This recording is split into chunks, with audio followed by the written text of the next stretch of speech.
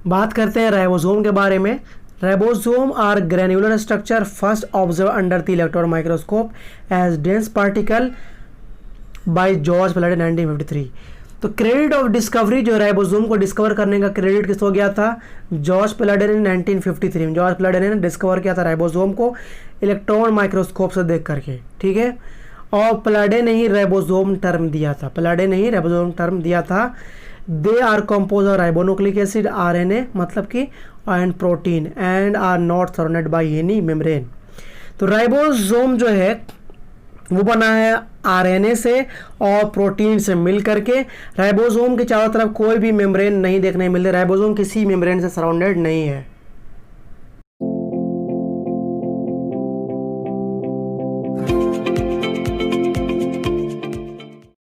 Hello दोस्तों, कैसे हो? वेलकम टू ज़ियारफ। उम्मीद करता हूँ आप सब ठीक होंगे, अपने घरों में सेफ होंगे और सुरक्षित होंगे। हमारा जो चैप्टर चल रहा है वो है cell the unit of life और ये है लेक्चर नंबर 11। 10 लेक्चर कंप्लीट हो चुका है। मैं पढ़ा रहा हूँ बायोलॉजी, नीट के लिए, 11th के लिए और 12th के लिए। एनसीईआरटी क्लास 11 का चैप्टर है ये, यूनिट 3 चैप्टर नंबर 8। और इसके अलावा cell the unit of life के अलावा जो चैप्टर हमने शुरू किया है वो है cell cycle and cell division. उसका भी एक ही लेक्चर अपलोड हुआ है, एक दिन पहले ही अपलोड हुआ अभी। तो जल्दी ज्वाइन करें और लेक्चर देखना शुरू करें, फिर बाद में लेट हो जाएगा तो आपको दिक्कत होगा, लगेगा कोर्स बहुत ज़्यादा हेवी हो गया है, बहुत बड़ा लगेगा कोर्स। अभी से ज्वाइन करेंगे तो थोड़ा थोड़ा लगेगा आपको और सब कुछ समझ में आएगा डिटेल में। नोट्स के लिए आप मुझे यहाँ पर कांटेक्ट करें। नोट्स के लिए नोट्स चाहिए तो व्हाट्सएप पे कांटेक्ट कर सकते हैं मुझे। फ्री ऑफ कॉस्ट में आपको नोट्स प्रोवाइड करूँगा, ठीक है। और बता दूँ मैं कि यहाँ पे एवरीथिंग इज़ फ्री है, सब कुछ फ्री है। Test series, daily practice, question practice, note, सब कुछ फ्री यहाँ पे मिलेगा। तो ये सभी के लिए है, सबके लिए फ्री है। टेस्ट सीरीज़ के लिए कौन आपको देनी है टेस्ट सीरीज़, या फिर आपको डेली क्वेश्चन प्रैक्टिस, मतलब कि ये जो लेक्चर मैं डालूंगा तो इस लेक्चर जो भी क्वेश्चन बनेंगे मैं डाल दूंगा टेलीग्राम पे। टेलीग्राम का लिंक डिस्क्रिप्शन में ऑलरेडी है, यहाँ पे देख सकते हैं। तो टेलीग्राम पे आप मेरे विजिट कीजिए, वहाँ पे आपको इस लेक्चर से जो भी क्वेश्चन बनेंगे मैं वहाँ पे डाल देता हूँ, ठीक है। और चैप्टर ख़त्म हो जाएंगे तो मैं टेस्ट भी करवाता रहता हूँ, तो जल्दी ज्वाइन करें, आपका बहुत फ़ायदा होगा। और ये नहीं समझे फ्री है तो बेकार है, ऐसा नहीं है, बहुत अच्छा है। तो ये चैप्टर जो है अभी मैं पढ़ा रहा हूँ ये है cell the unit of life, NCERT class 11 unit 3 chapter number 8 है। पिछले लेक्चर में मैंने गोल्गी बॉडी का टॉपिक ख़त्म कर दिया था, उसके फंक्शन के बारे में बात की थी और लाइसोसोम मैंने पढ़ा दिया था। आज हम बात करेंगे वैक्यूल्स के बारे में और राइबोसोम के बारे में। तो इंपॉर्टेंट लेक्चर, ध्यान से देखिएगा, पूरा देखिए लेक्चर को, सब्सक्राइब कीजिएगा। फर्स्ट टाइम मेरे चैनल में विजिट किए प्लीज़ वीडियो को शेयर कर दीजिए, जिन्हें ज़रूरत है उन तक पहुंचा दीजिए। तो ठीक है दोस्तों, शुरू करते हैं। वैक्यूल पहले, ठीक है। The vacuole is the membrane bound space found in the cytoplasm. Vacuole क्या है? वैक्यूल जो है एक स्पेस है, गैप है, जो कि प्लांट सेल में देखने में मिलता है। प्लांट सेल में कहाँ? साइटोप्लाज्म में, ठीक है। तो जैसे ये सेल है प्लांट सेल, इसके अंदर इतना ये स्पेस जो दिख रहा है, ये स्पेस क्या हो गया? ये स्पेस वैक्यूल है, ठीक है। तो वैक्यूल मेम्ब्रेन बाउंड स्ट्रक्चर जो कि साइटोप्लाज्म में देखने में मिलता है और कहाँ देखने मिलता? प्लांट सेल में देखने मिलता है। It contain water sap, excretory product, other materials not useful for the cell. तो वैक्यूल का क्या काम? वैक्यूल के अंदर वाटर होते हैं, वैक्यूल के अंदर एक्सक्रीटरी प्रोडक्ट मौजूद होता है और जो भी वेस्ट मटेरियल वगैरह है वो वैक्यूल में जाकर के स्टोर होते हैं, ठीक है। सेल का जो वेस्ट मटेरियल, सेल को जो वाटर चाहिए, सेल के अंदर जो वाटर है वो सारी चीज़ें, सेल का एक्सक्रीटरी प्रोडक्ट जो है, एक्सक्रीटरी मटेरियल जो है वो सब वैक्यूल के अंदर स्टोर होता है, ठीक है। मतलब कि एक घर में ऐसे स्टोर रूम होता है ना, उसी तरह वैक्यूल एक स्टोर रूम है सेल का, ठीक है। The vacuole is bound by a single membrane called tonoplast. बहुत इंपॉर्टेंट पॉइंट है ये, याद रखिएगा। वैक्यूल का जो मेम्ब्रेन होता है उसको बोलते हैं टोनोप्लास्ट। वैक्यूल चारों तरफ सिंगल मेम्ब्रेन होती है, सिंगल मेम्ब्रेन बाउंड स्ट्रक्चर है वैक्यूल। वैक्यूल के मेम्ब्रेन का नाम क्या है? टोनोप्लास्ट। ठीक है, ध्यान सुनिएगा, tonoplast. In plant cell the vacuole can occupy up to 90% of the volume of the cell. तो प्लांट सेल के केस की बात करें तो प्लांट सेल में वैक्यूल जो है साइटोप्लाज्म का 90% हिस्सा कवर कर लेता है, अप टू 90% हिस्सा।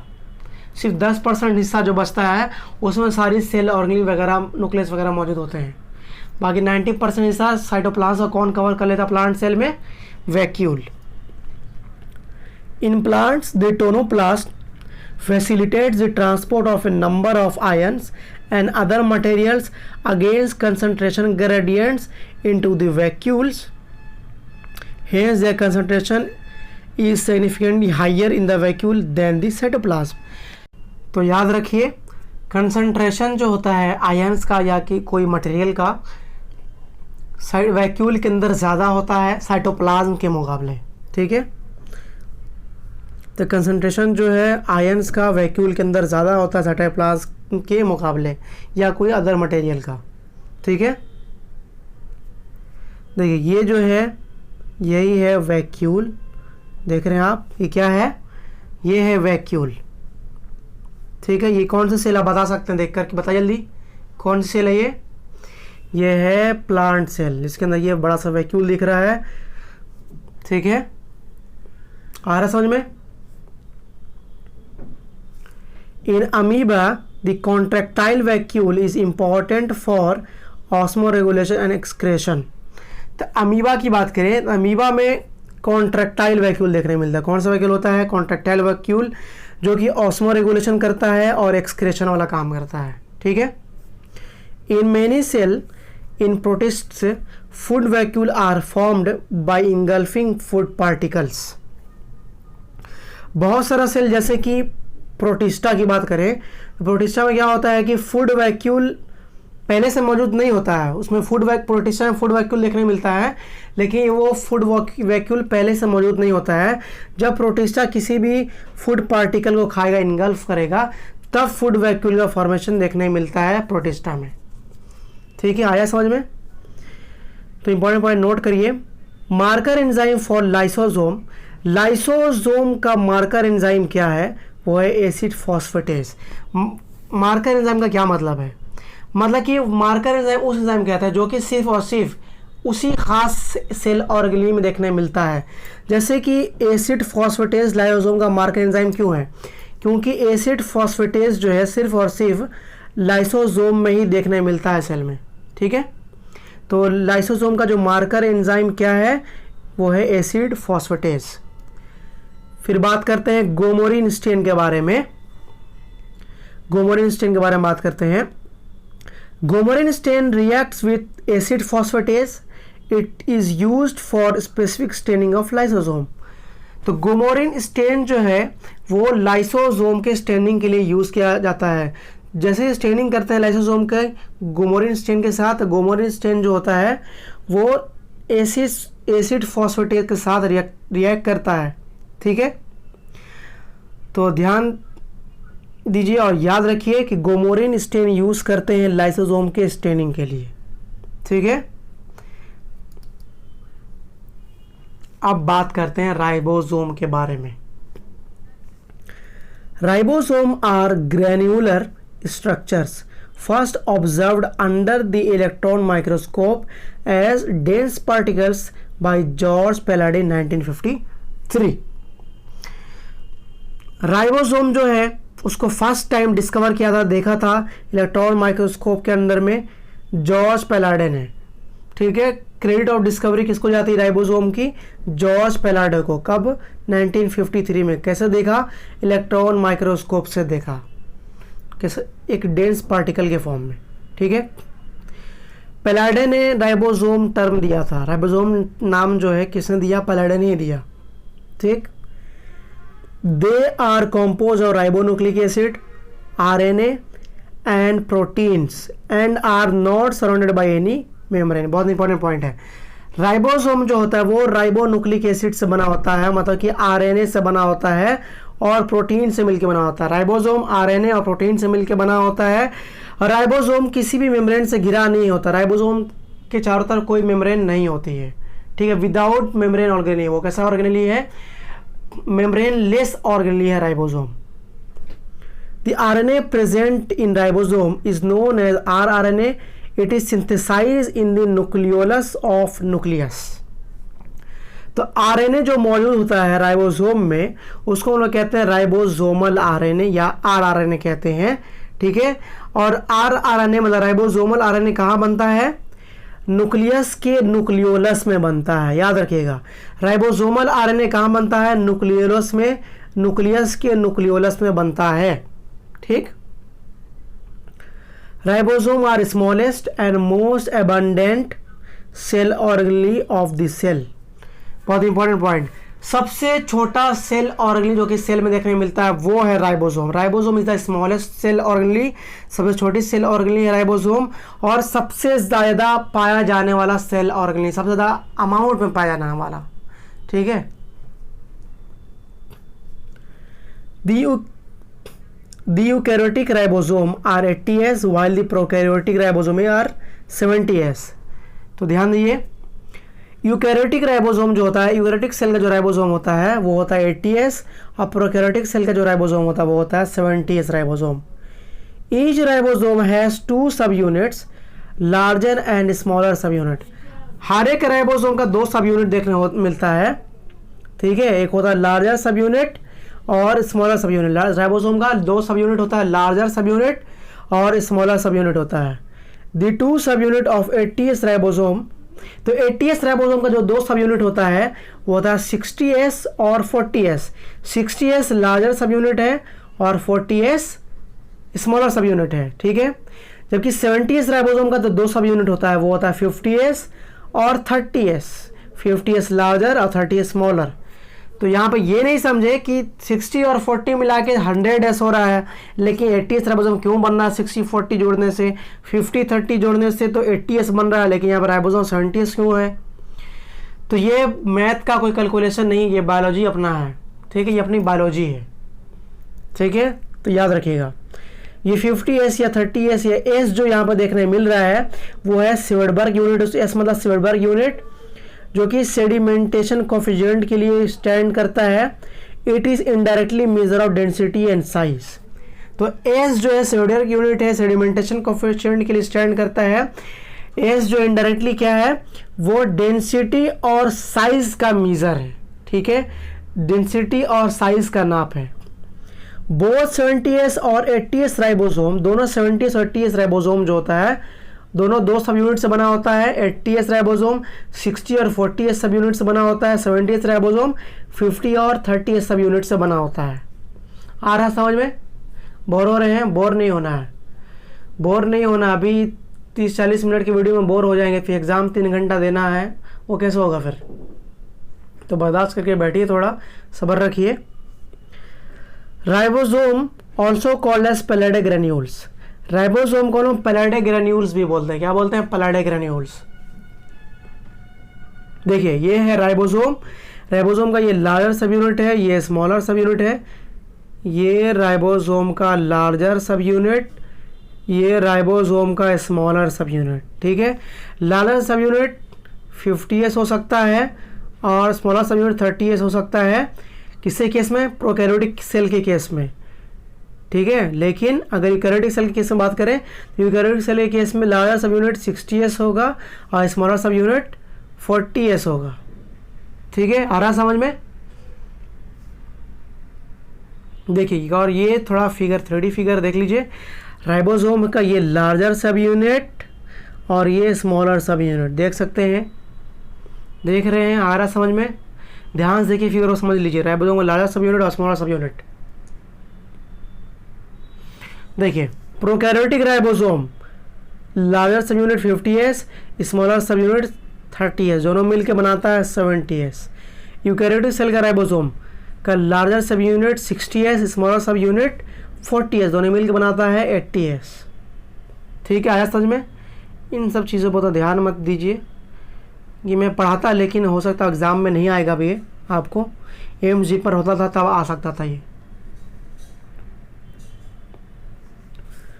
Ribosome are the cell organelle that are present in all type of cells both prokaryotes and eukaryotes। Important point है, राइबोसोम ऐसा सेल ऑर्गेनली है जो कि प्रोकैरियोटिक सेल और यूकैरियोटिक सेल दोनों सेल में मौजूद होता है।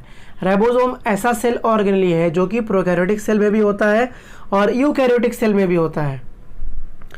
Organelle with in organelle present inside the mitochondria chloroplast. Ribosome को हम कह सकते हैं ऑर्गेनली विद इन ऑर्गेनली। क्यों? क्योंकि माइटोकॉन्ड्रिया एक सेल ऑर्गेनली है और क्लोरोप्लास्ट भी एक सेल ऑर्गेनली है। राइबोसोम माइटोकॉन्ड्रिया के अंदर भी देखने मिलता है और क्लोरोप्लास्ट के अंदर भी देखने मिलता है। तो माइटोकॉन्ड्रिया क्लोरोप्लास्ट दोनों खुद एक तरह का सेल ऑर्गेनली है, लेकिन माइटोकॉन्ड्रिया के अंदर भी राइबोसोम देखने मिलता है, क्लोरोप्लास्ट के अंदर भी राइबोसोम देखने मिलता है। तो राइबोसोम ऑर्गेनली खुद है और दूसरे ऑर्गेनली के अंदर ऑलरेडी प्रेजेंट होता है। तो ऑर्गेनली विद इन ऑर्गेनली बोल सकते हैं। तो राइबोसोम के टाइप के बारे में बात करते हैं। 80S राइबोसोम होता है और 70S राइबोसोम होता है। एक 55S भी होता है, लेकिन 55S मैं नहीं पढ़ाऊंगा, 80S और 70S में पढ़ाऊंगा। तो 50S राइबोसोम की बात करते हैं। Present in cytosol of eukaryotic cell. तो 80S राइबोसोम साइटोप्लाज्म में देखने मिलता है, या कह सकते हैं साइटोसोल में देखने मिलता है, यूकैरियोटिक सेल के साइटोसोल में। और यूकैरियोटिक सेल में 80S राइबोसोम एंडोप्लाज्मिक रेटिकुलम से अटैच भी देखने मिलता है। साइटोप्लाज्म में देखने मिलेगा फ्रीली, वो अलग। उसके अलावा राइबोसोम जो होता है यूकैरियोटिक सेल में एंडोप्लाज्मिक रेटिकुलम से अटैच भी देखने मिलता है। 80S राइबोसोम जो होता है वो 2 अनइक्वल सब यूनिट से बना होता है। Larger subunit 60S, smaller subunit 40S होता है। ठीक, बोथ सब unit join with the help of magnesium ion. दोनों सब unit, larger subunit 60S और स्मॉलर सब यूनिट 40S, दोनों सब यूनिट जो होता है एक दूसरे से जुड़ा होता है, मैग्नीशियम आयन की वजह से जुड़ा होता है। ठीक है, 80S राइबोसोम जो होता है, 80S राइबोसोम में आरएनए और प्रोटीन का जो रेशियो होता है वो होता है 1:1। 80S राइबोसोम में आरएनए और प्रोटीन का जो रेशियो होता है वो होता है 1:1। ठीक है, ध्यान रखिएगा। अब बात करते हैं 70S राइबोसोम के बारे में। 70S राइबोसोम जो होता है वो प्रोकैरियोटिक सेल के साइटोप्लाज्म में देखने मिलता है, क्लोरोप्लास्ट में देखने मिलता है 70S राइबोसोम, और माइटोकॉन्ड्रिया में देखने मिलता है। ठीक है, ठीक है, आया समझ में।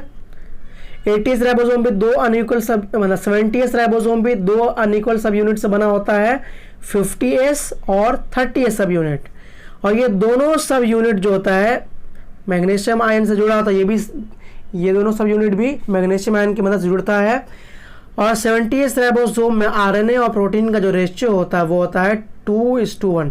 70S राइबोसोम में भी, मतलब 70S राइबोसोम में आरएनए टू प्रोटीन का जो रेशियो होता है 2:1, लेकिन 80S राइबोसोम में आरएनए टू प्रोटीन का रेशियो क्या होता है 1:1। ठीक है, आ रहा समझ में? नहीं समझ में आता प्लीज़ कमेंट में पूछ लीजिए कि क्या समझ में नहीं आता है। अब बात करते हैं राइबोसोम के स्ट्रक्चर के बारे में थोड़ा। Each ribosome is made up of 2 unequal subunit. One is the larger subunit and another one is smaller subunit. हर एक राइबोसोम 2 अनइक्वल सब यूनिट से बना है। एक होता है लार्जर सब यूनिट और दूसरा होता है स्मॉलर सब यूनिट। लार्जर सब यूनिट में 3 साइट देखने मिलती है। ठीक है, एक होता है डिकोडिंग साइट, एक होता है कंडेंसिंग साइट और एक होता है एग्जिट साइट। लार्जर सब यूनिट में 3 साइट देखने मिलती है, एक होता है decoding site, condensing site, exit site. बस याद रखना है 3 साइट होते हैं, इतना डिटेल में नहीं जाएंगे। डिकोडिंग साइट को अलग से नहीं पढ़ेंगे, कंडेंसिंग साइट को, एग्जिट साइट को, सबको अलग से नहीं पढ़ेंगे। बस याद रखिए 3 साइट होती है, डिकोडिंग साइट, कंडेंसिंग साइट और एग्जिट साइट। ठीक है, बोथ सब unit join with the magnesium ion. तो दोनों सब यूनिट, लार्जर और स्मॉलर सब यूनिट, दोनों मैग्नीशियम आयन की मदद से जुड़ती है। ठीक है, when magnesium ion is low both ribosome dissociated into subunit, but when it's functional, when dissociation does not occurs even magnesium ion concentration is low। तो बहुत इंपॉर्टेंट यहाँ पर ध्यान रखिएगा, ध्यान सुनिए मेरी बात को। लार्जर सब यूनिट और स्मॉलर सब यूनिट जुड़ा हुआ है मैग्नीशियम आयन की मदद से। अगर मैग्नीशियम आयन का कंसंट्रेशन कम हो जाएगा तो लार्जर सब यूनिट और स्मॉलर सब यूनिट दोनों अलग हो जाएगा, सेपरेट हो जाएगा। लेकिन लार्जर सब यूनिट और स्मॉलर सब यूनिट दोनों मिल करके एक जब कोई फंक्शन कर रहा है, मतलब राइबोसोम जो है कोई फंक्शन कर रहा है, कोई काम में मशगूल है, ठीक है, कोई काम में जुड़ लगा हुआ है और राइबोसोम काम कर रहा है, उस वक्त मैग्नीशियम आयन का कंसंट्रेशन कम हो जाए, तब क्या होगा, तब लार्जर सब यूनिट और स्मॉलर सब यूनिट सेपरेट नहीं होगा। आया समझ में? The enzyme peptidyl transferase is the integral part of larger subunit. Peptidyl transferase participate in the formation of peptide bond between amino acid. As a result, protein chain is synthesized. याद रखिए, ribosome का जो larger सब unit होता है उसमें एक enzyme देखने मिलता है पेप्टिडिल ट्रांसफेरेज। क्या देखने मिलता है? पेप्टिडिल ट्रांसफेरेज। और यही पेप्टिडिल ट्रांसफेरेज जो होता है पेप्टाइड बॉन्ड के फॉर्मेशन में हेल्प करता है अमीनो एसिड के बीच, तब जा करके एक प्रोटीन चेन तैयार होता है या अमीनो एसिड चेन तैयार होता है। देखिए क्या करता है राइबोसोम। राइबोसोम क्या करता है कि एमआरएनए के थ्रेड में जा करके सेटल हो गया, लार्जर सब यूनिट ऊपर, स्मॉलर सब यूनिट नीचे। एमआरएनए के ऊपर क्या कोडिंग लिखी हुई, उस कोडिंग को पढ़ेगा राइबोसोम, उस कोडिंग के अकॉर्डिंग अमीनो एसिड बनाता चलेगा, ऐसे बनाता चलेगा अमीनो एसिड। अब ये सारे अमीनो एसिड दूसरे से जुड़ते चलेंगे।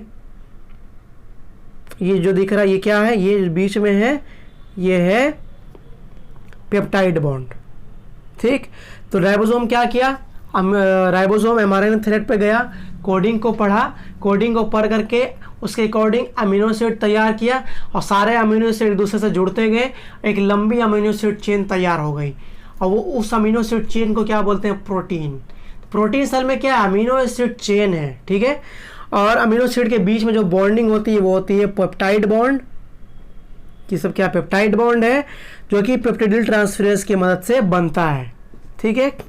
When several ribosome becomes associated with the single mRNA, they form a structure which appear like beads on a string. This structure is known as polysome. It is functional unit of protein synthesis. Important point याद रखिएगा। जब बहुत सारा ribosome मतलब single thread mRNA की, इस single thread में बहुत सारा राइबोसोम अटैच हो गया, ठीक है, तो इसको बोलेंगे हम लोग पॉलीराइबोसोम या पॉलीजोम बोलेंगे। और ये स्ट्रक्चर कैसा दिखता है? बीड्स ऑन स्ट्रिंग, मतलब कि एक स्ट्रिंग है ये लंबी ऐसी, इस पे बीड्स दिख रहे हैं हम लोग को। तो समझ में आ गया पॉलीजोम क्या होता है। और यही जो है पॉलीजोम क्या है? फंक्शनल यूनिट है प्रोटीन सिंथेसिस का। क्लोरामफेनिकोल, एरिथ्रोमाइसिन, टेट्रासाइक्लिन, ये सब एंटीबायोटिक है जो कि 70s राइबोसोम के फंक्शन को बंद कर देगा, 70s राइबोसोम को इनएक्टिवेट कर सकता है, ठीक है। टोलुइडीन ब्लू डाई ऐसा स्टेन है जो कि क्या कर सकता है? राइबोसोम जो साइटोप्लाज्म में मौजूद है उसको स्टेन कर सकता है। तो टोलुइडीन ब्लू डाई साइटोप्लाज्म में जो राइबोसोम है उसको स्टेन कर सकता है, ठीक। न्यूक्लियोलस क्या है? इंपॉर्टेंट पॉइंट, न्यूक्लियोलस क्या है? राइबोसोमल फैक्ट्री, राइबोसोम को बनाने वाली फैक्ट्री क्या वो है? न्यूक्लियोलस। और राइबोसोम क्या है? राइबोसोम प्रोटीन फैक्ट्री, प्रोटीन को बनाने वाली फैक्ट्री राइबोसोम है, राइबोसोम को बनाने वाली फैक्ट्री क्या है? न्यूक्लियोलस है, ठीक।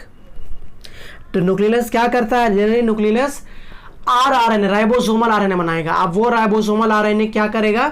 राइबोसोम को बनाएगा। स्मॉलर सब unit firstly interact with mRNA during protein synthesis, ठीक है। जब प्रोटीन सिंथेसिस होता है तो राइबोसोम के थ्रेड, एमआरएनए के थ्रेड पे पहले स्मॉलर सब यूनिट आकर के जोड़ेगा, फिर जाकर के बाद में लार्जर सब यूनिट आकर के ऊपर से जोड़ेगा। आया समझ में? देखिए ये है पॉलीजोम का स्ट्रक्चर। ये क्या है? पॉलीजोम। देखिए यहाँ पे क्या है? ये एमआरएनए थ्रेड है जिसपे एक राइबोसोम स्ट्रक्चर, दूसरा राइबोसोम स्ट्रक्चर, तीसरा राइबोसोम स्ट्रक्चर आके अटैच है, देख सकते हैं। ये है पॉलीराइबोसोम या पॉलीजोम बोल सकते हैं। एमआरएनए थ्रेड है जिससे बहुत सारा राइबोसोम जुड़ा हुआ करके और राइबोसोम प्रोटीन सिंथेसिस में लगा हुआ। देखिए प्रोटीन बना रहा है, प्रोटीन चेन तैयार, प्रोटीन तैयार हो रहा है। ये देखिए 3D फिगर है ये देखिए, ये दिख रहा है, ये mRNA थ्रेड है जिस पर राइबोसोम आकर के जुड़ा हुआ है। देखिए जुड़ा हुआ है, दिख रहा है, देख ले ध्यान से, mRNA थ्रेड जिस पर राइबोसोम आकर जुड़ा हुआ है। इस स्ट्रक्चर को बोलते हैं पॉलीसोम, और पॉलीसोम स्ट्रक्चरल फंक्शनल यूनिट है किसका, प्रोटीन सिंथेसिस का। तो आज के लिए इतना ही दोस्तों। टेस्ट सीरीज ज्वाइन करने के लिए मेरे टेलीग्राम पे विजिट करें, link is in the description. Contact करना नोट्स के लिए तो व्हाट्सएप पे कांटेक्ट करें, नोट चाहिए तो। और इस तरह से जो भी क्वेश्चन बनेगा मैं टेलीग्राम पर डाल दूंगा, वहाँ पर जा करके सॉल्व करें, बहुत फ़ायदा होगा आपको। ठीक है दोस्तों, मिलते हैं लेक्चर नंबर 12 में। 1-2 लेक्चर और लगेंगे और ये चैप्टर ख़त्म हो जाएगा। ये चैप्टर थोड़ा लंबा है, मानता हूँ थोड़ा लंबा है, लेकिन ये चैप्टर पूरे बायोलॉजी का एक्सट्रैक्ट है। अगर ये चैप्टर को ध्यान से पढ़ लेंगे तो बाकी सारा चैप्टर समझने में आपको आसानी होगी, कन्फ्यूज़न नहीं होगा। तो ठीक है दोस्तों, मिलते हैं लेक्चर नंबर 12 में।